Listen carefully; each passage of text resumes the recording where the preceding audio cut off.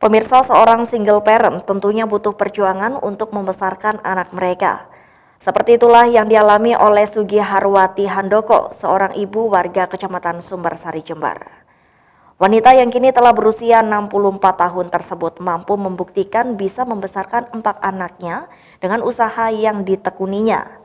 Dari usaha catering yang dirintisnya sejak tahun 2005 silam, ia tak hanya sukses mengantarkan seluruh anaknya hingga jenjang perguruan tinggi saja, melainkan juga turut membantu perekonomian ibu-ibu sekitar dengan mengajaknya berwirausaha bersama. Sayangnya pemirsa, informasi berikut sekaligus menutup jumpa kita hari ini dalam Tajam Berita Jember.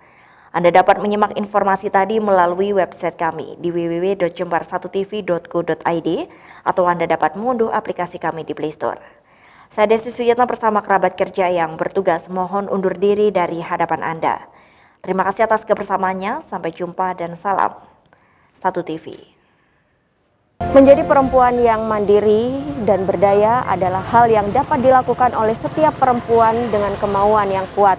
Terlebih ketika seorang perempuan yang mau tidak mau harus menjadi tulang punggung untuk keluarganya.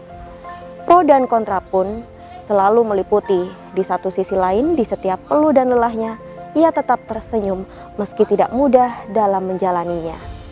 28 tahun menjadi tulang punggung keluarga.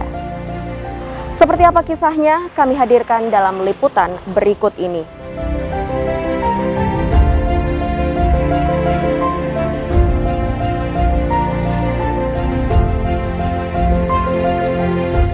Seakan tak mau menyerah akan keadaannya. Di usianya yang tak lagi muda, Sugiharwati Handoko masih tampak bersemangat mengayunkan langkah ke pasar untuk berbelanja sayur.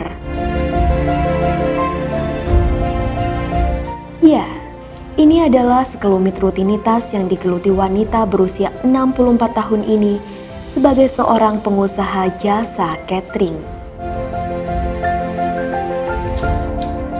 Menempati rumah peninggalan mendiang suami di Jalan Bangka, Kecamatan Sumbersari, Jember, wanita yang akrab dipanggil Ibu Handoko ini begitu gigih berjuang melanjutkan hidup sekaligus membesarkan anak-anaknya.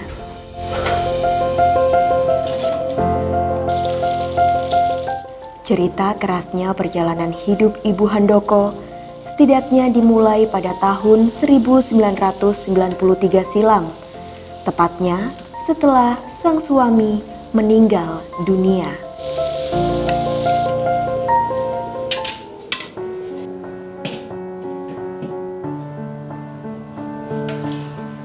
Pertama-tama waktu itu anak saya yang nomor 2 itu SMP kelas 3. Kebetulan papanya itu meninggal. Jadi saya waktu itu sempat bingung untuk kedepannya itu apa yang akan saya lakukan, sedangkan saya seorang ibu tidak bekerja, anak-anak masih kecil-kecil semua. Terus saya sempat berjualan baju, dikreditkan barang-barang gitu, tapi kadang-kadang itu ada yang nakal tidak membayar, akhirnya saya rugi. Nah, kebetulan saya waktu itu di Dharma Wanita kebagian di seksi konsumsi, jadi saya sering dimintai tolong untuk memasak gitu. Kok alhamdulillah banyak yang cocok dengan masakan saya. Akhirnya saya memberanikan diri untuk membuka usaha catering ini. Akhirnya ya berkembang sampai saya punya nama, sampai bisa memenuhi sampai keluar kota. Ya alhamdulillah. Tapi karena sekarang ini ada COVID ini ya, otomatis ya enggak ada orderan. Terus jadi saya itu mikir gimana, sedangkan karyawan juga kasihan juga. Enggak ada pemasukan kalau saya enggak kerja, semuanya enggak kerja, enggak ada penghasilan. Ya alhamdulillah, walaupun sedikit-sedikit sudah ada pemasukan, juga bisa menolong karyawan masih tetap bekerja. Saya tidak bisa terlena karena ada musibah seperti ini.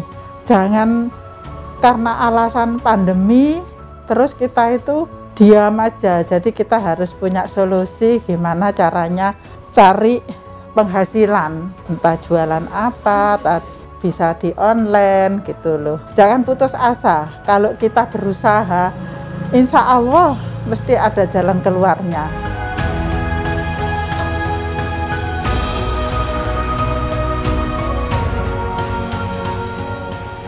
Menjadi perempuan yang punya peran penting sebagai tulang punggung keluarga jelas tidak mudah bagi siapa saja. Namun setiap peluh dan lelah pada akhirnya akan menjadi karang yang membantu kita lebih tegar jalani kehidupan ini.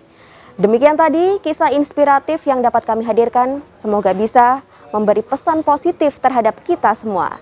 Primer Fantari, Yoyo Puji melaporkan.